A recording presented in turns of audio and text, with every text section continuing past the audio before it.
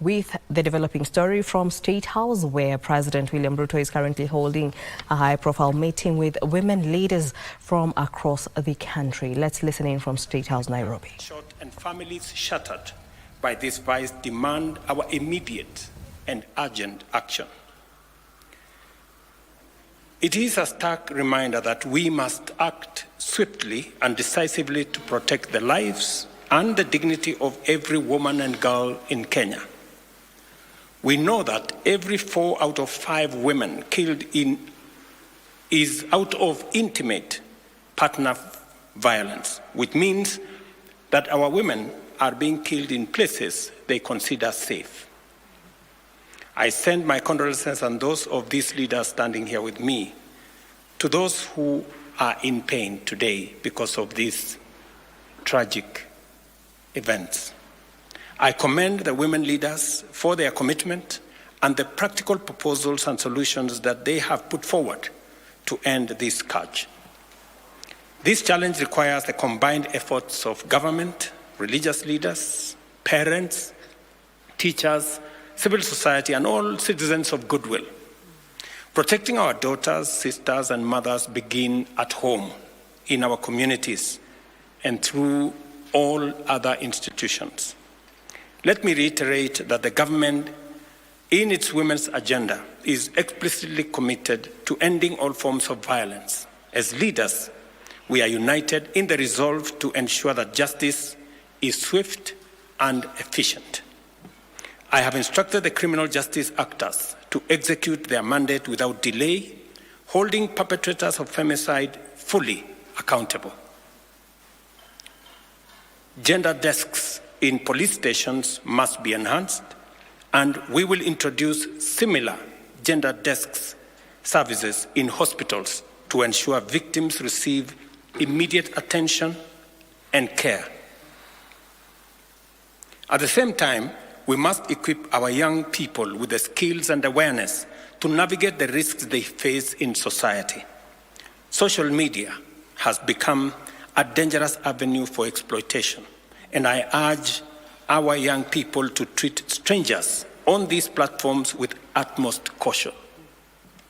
Parents, schools, churches, and community organizations must step up to provide life skills, counseling, and guidance to our young people. We urge religious leaders too to use their platforms to speak positively about women leadership, women engagement, and help congregations understand that women's rights are also human rights, creating a positive environment for women and our children. The government of Kenya is committed to ensuring that the structures that respond and support survivors do not re-victimize them. Matters psychological support and safe spaces for women and children are a priority in my office. Through the Women's Rights Advisor, we are launching a Safe Homes, Safe Space campaign during the 16 days of activism against gender-based violence that is going to start on the 25th of November. Our communities need education on the signs and causes of abuse and the resources available to victims. Awareness is a crucial step in prevention. We must increase awareness on the availability of safe spaces where victims can seek refuge, toll-free hotlines such as GBV 1195, Child Help 116, and the DCI anonymous reporting number 0800-722-203, and the counseling services in order to provide victims with the support they need to find protection. As we approach the 16 days of activism against gender-based violence, the women leaders standing here have agreed to embark on a nationwide awareness campaign to confront this vice head-on. This campaign will have the full support of my administration, and we are committing Kenya shillings 100 million for the Safe Home, Safe Spaces campaign and for the next 16 days of activism. And these women leaders will lead the way in making sure that our girls, our women, are made aware of the dangers they face, especially when they engage with strangers, when they engage with people in social media, in strange places, with strangers. It endangers their lives and it weakens their ability to be able to extricate themselves. I urge every Kenyan to join in this movement, to speak out, to educate, and to stand united against femicide. Finally, parents have a crucial role, and I say so as a parent of 4 girls myself. Be present and approachable for your children. Let us create homes where children feel safe, supported, and loved. A strong family is the first line of defense against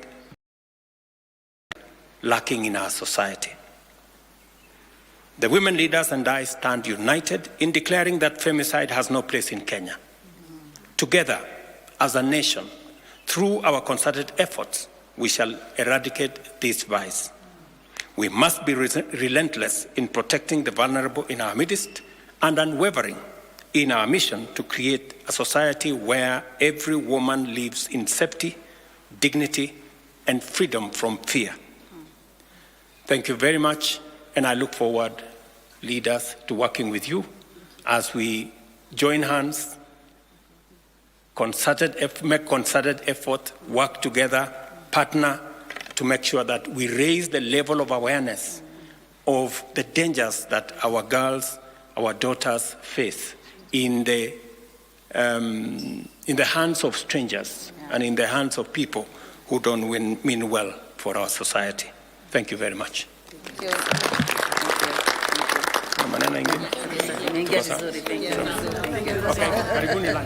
Thank you.